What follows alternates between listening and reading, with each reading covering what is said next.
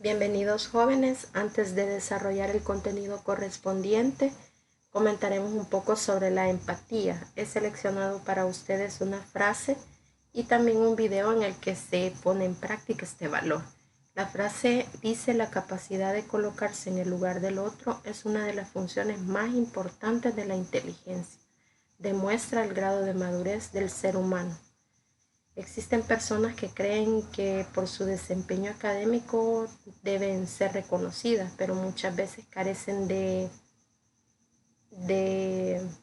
esa sensibilidad y la capacidad de reconocer cuando otra persona sufre solo porque no están experimentando ellos ese sufrimiento. Entonces, un rasgo de madurez que va de la mano con ese desarrollo intelectual es la práctica de la empatía. Muchas veces la empatía también se manifiesta con la solidaridad hacia las demás personas. En el video que van a observar a continuación, un padre de familia es quien explica a una de sus hijas que debe ser empática, que debe ponerse en los zapatos de una compañera que sufre, pero cuando llega el momento de aplicar la empatía en su trabajo no lo hace. Entonces, mi invitación para ustedes es que no nos quedemos en la teoría. Yo sé que muchos de ustedes conocen, saben qué es esto, pero cuando se da la ocasión de ponerlo en práctica, pues nos quedamos cortos, me incluyo. A veces nos pasa que sabemos que nos necesitan y mejor nos hacemos a un lado para que no nos pidan nuestra ayuda. La empatía es saber reconocer antes incluso de que se nos diga que necesitan nuestra ayuda, porque tenemos esa capacidad de ponernos en el lugar del otro. Y así estamos demostrando madurez, que en esta sociedad es muy necesaria, porque los conflictos que la humanidad está viviendo podrían muchos resolverse si fuésemos más empáticos. Entonces les invito a ver atentamente el video y escribir sus comentarios en el chat. Les presento a la familia Gómez: Miguel el papá, Margarita la mamá, Diego y Alejandra los hijos mayores, Juan Pablo y Sara los menores, y los abuelos Josefina y Gilberto. De la mano de la familia Gómez conoceremos habilidades para la vida. Hoy aprenderemos sobre la empatía. La familia Gómez comienza uno de sus días típicos. Margarita y Miguel acompañan a sus hijos a desayunar antes de comenzar sus jornadas en el colegio y sus trabajos. Mientras desayunan, Sara comenta que una de sus compañeras nuevas tiene un aspecto raro y que todos en el salón se burlan de ella. El tono de Sara es divertido, pero sus papás se sorprenden por la situación que les está compartiendo. Para los padres es muy importante reflexionar, y Miguel les habla de la necesidad de ponerse en los zapatos del otro. Los niños no entienden lo que quiere decir su papá y con cara de incredulidad le preguntan: ¿en los zapatos del otro? Miguel les explica que si son capaces de ponerse en los zapatos de la otra persona, en este caso, la compañerita nueva de Sara, entonces podrán tener una idea de cómo se siente la niña cuando se burlan de ella. Hablan sobre la empatía mientras llegan al colegio y luego al trabajo de Miguel.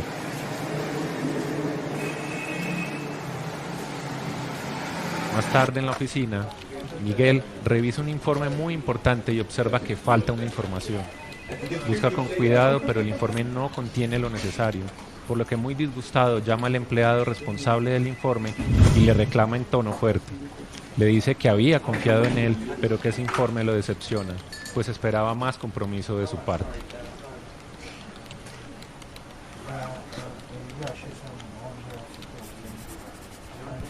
El empleado se va triste y mientras sale se cruza con la secretaria de Miguel, quien al verle la cara queda muy preocupada y decide acercarse a Miguel a preguntarle si sabe de la situación tan difícil que está atravesando este empleado, pues su madre murió hace 2 meses y durante el fin de semana el papá tuvo un infarto y está hospitalizado, Además, él es el único de los hijos en la ciudad. En este momento, Miguel recuerda la conversación que tuvo en la mañana con sus hijos. Eso de ser empático le faltó por completo a él, así que va a la oficina de su empleado, lo mira empáticamente, se disculpa y le invita a contarle todo lo que ha ocurrido con la enfermedad de su padre. Bienvenidos jóvenes de noveno. Vamos a desarrollar el penúltimo contenido de este año lectivo, las figuras literarias correspondientes a la unidad 7 y a la unidad 8, sinécdoque, anadiplosis, epanadiplosis, seuma, optación, deprecación, concesión y dubitación. Cada unidad tiene 4 y hemos unido las 2 unidades como hemos hecho en los periodos anteriores para optimizar el tiempo y también para asimilar mejor cada uno de los conceptos correspondientes a este estudio. Empezamos por recordar que las figuras literarias son los recursos estilísticos que embellecen el texto. Son todos esos elementos que le permiten al escritor hacer más atractivo el mensaje que quiere hacer llegar al lector. La primera figura es la sinécdoque. Esta figura está muy relacionada con la metonimia. Hemos dicho en ocasiones anteriores que es una misma forma de metonimia, solo que sus relaciones o tipos están más limitados. En algunos textos que describen las figuras literarias, a la sinécdoque solo se le asignan 2 tipos y son los primeros que ven ustedes en este cuadro, la parte por el todo y el todo por la parte. Pero aquí en este material que estamos trabajando aparece también lo abstracto por lo concreto y el género por la especie. Entonces la sinécdoque, como decía, es igual que la metonimia, cambia en el sentido de una idea a partir de la relación que esa idea tiene con otro grupo de palabras y son comprensibles de una o de otra manera porque entre los 2 grupos hay una relación estrecha. Dice el primer ejemplo de la parte por el todo: 1000 velas se hicieron a la mar. Las velas haciendo referencia a una parte del barco, por eso es la parte por el todo. Nombramos la parte, pero nos referimos al todo, que sería el barco. Lo contrario al caso segundo, el todo por una de sus partes. Francia fue vencida en batalla. Francia es un todo, pero hacemos referencia solo al ejército francés, que sería una de sus partes. El siguiente tipo de abstracto por lo concreto, la juventud, es un término abstracto que refiere o designa a los jóvenes. ¿Qué sería lo concreto? En el género por la especie tenemos los mortales no se consuelan. Los mortales hace referencia a la especie humana, que en otras palabras son las personas. Entonces no olviden que al igual que en la metonimia, las relaciones se establecen señalando en primer lugar, el elemento que sí se dice en el texto y en segundo término escribimos a qué nos referimos. La parte por el todo quiere decir que voy a mencionar la parte, pero me refiero a un todo, y así sería con los demás. En segundo lugar, tenemos una figura de repetición. Es muy similar a la anáfora, la epífora, en la que se repiten palabras. El caso de la anadiplosis es la repetición de la misma palabra al final de un verso y al inicio del verso siguiente.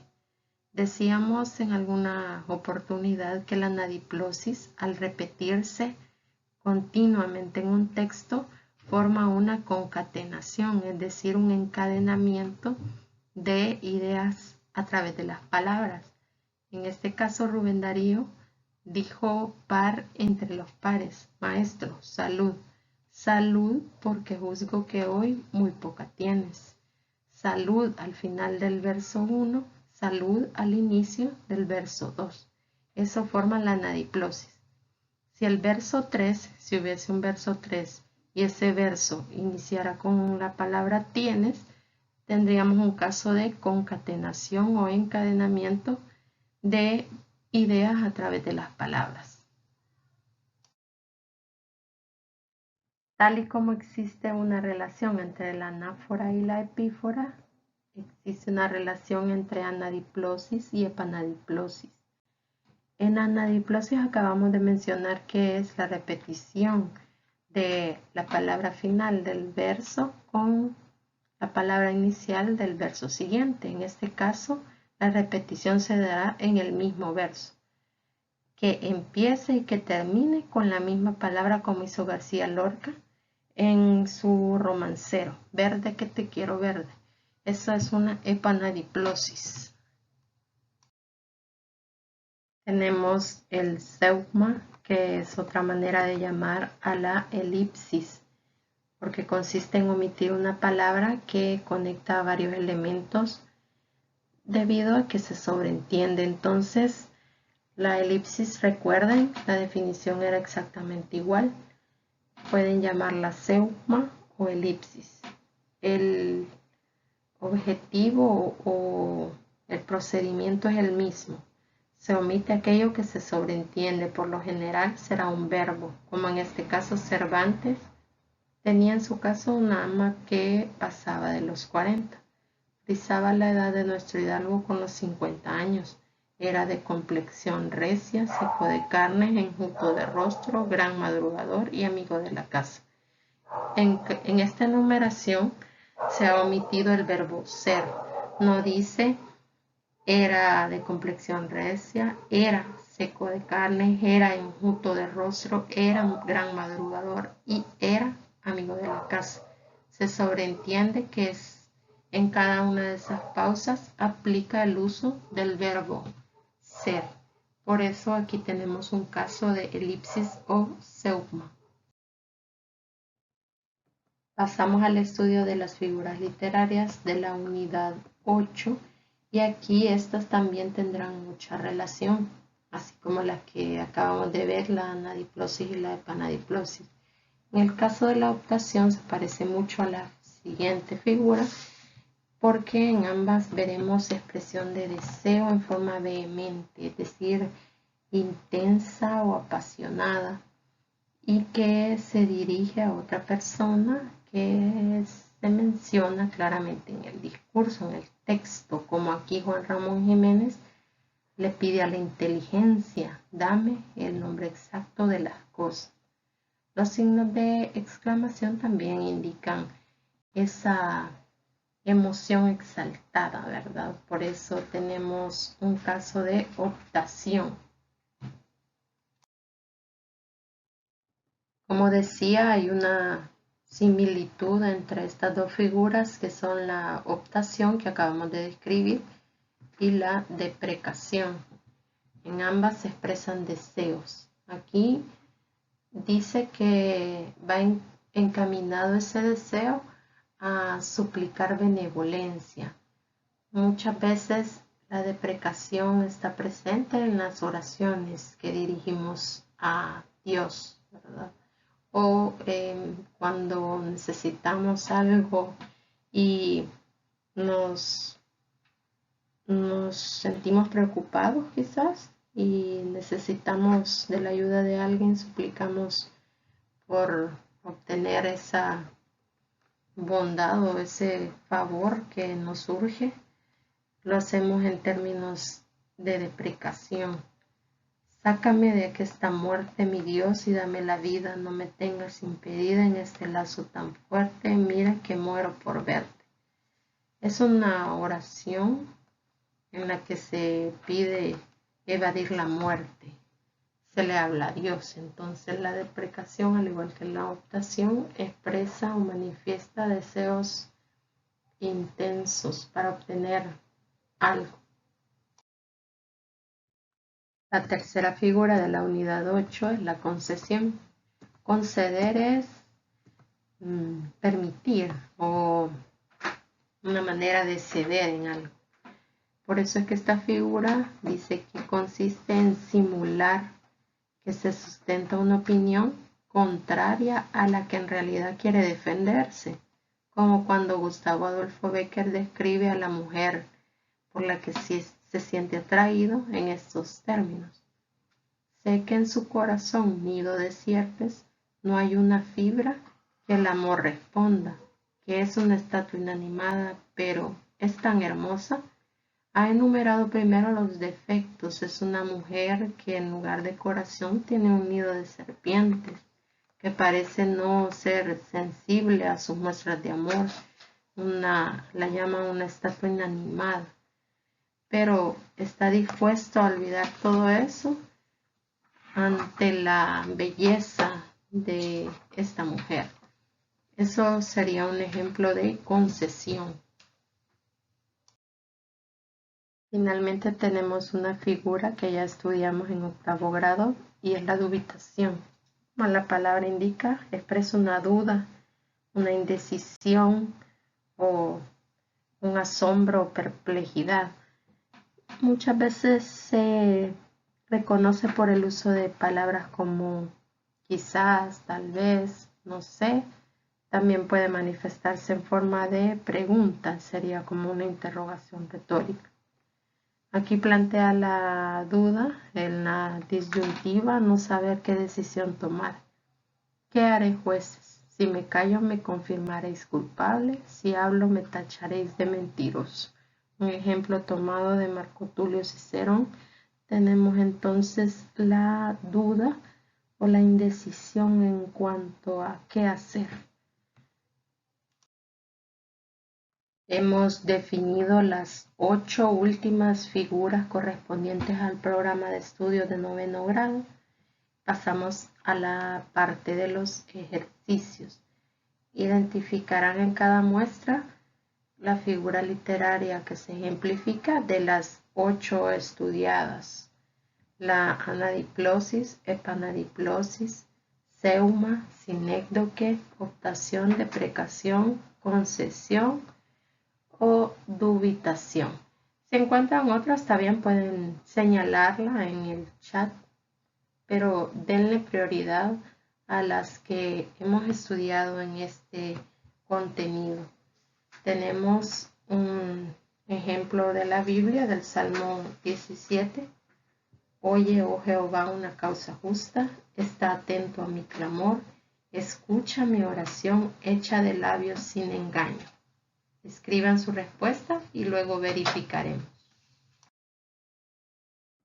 En el ejercicio 2 tenemos nuevamente a Miguel de Cervantes. ¿Por dónde comenzaré a exagerar tus blasones después que te llamaré padre de las religiones y defensor de la fe? Veamos qué figura identifican.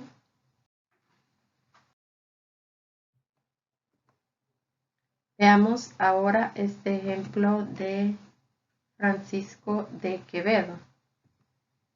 Yo confieso que Cristo da excelencia al matrimonio santo y que lo aprueba, que Dios siempre aprobó la penitencia. ¿A qué figura estamos haciendo referencia con este texto de Francisco de Quevedo? En el ejercicio 4 tenemos a Bécquer, ideas sin palabras, palabras sin sentido, cadencias que no tienen ni ritmo ni compás. ¿Qué figura hemos ejemplificado? En el ejercicio 5 encontramos al nicaragüense Ernesto Cardenal, que ha escrito su propia versión del Salmo 16. Oye, Señor, mi causa justa, atiende mi clamor, escucha mi oración que no son eslogan, júzgame tú y no sus tribunales. ¿Han identificado figuras de las estudiadas hoy? ¿Cuáles? El ejercicio 6 es una muestra de Miguel Hernández. Fuera menos penado si no fuera, nardo, tu pez para mi vista, nardo, cardo, tu piel para mi tacto, cardo, fuera tu voz para mi oído, fuera. Creo que esta es un poco más evidente. Veamos si hemos acertado. El ejercicio 7 es una expresión de uso cotidiano. Están buscando un techo donde vivir. ¿Cuál de las 8 figuras estudiadas podemos identificar en esta expresión? Bien, hemos resuelto estos ejercicios. Vamos a comprobar. En el primer ejercicio teníamos el Salmo 17 y era un caso en el que se expresaba un deseo en forma vehemente, por lo tanto era una optación. El ejemplo 2 de Miguel de Cervantes se planteaba una pregunta y veíamos ahí la inquietud o incertidumbre, por lo tanto era una dubitación. En el ejemplo 3 de Francisco de Quevedo, en el que hablaba del matrimonio, que lo describía como una penitencia, pero también le reconocía su santidad porque lo reconocía a Dios. En el cuarto ejemplo, que era de Gustavo Adolfo Bécquer, teníamos una anadiplosis. Hablaba de la repetición al final y al inicio del verso siguiente. En el quinto, que era el de Ernesto Cardenal, había una deprecación. Se notaba más la súplica.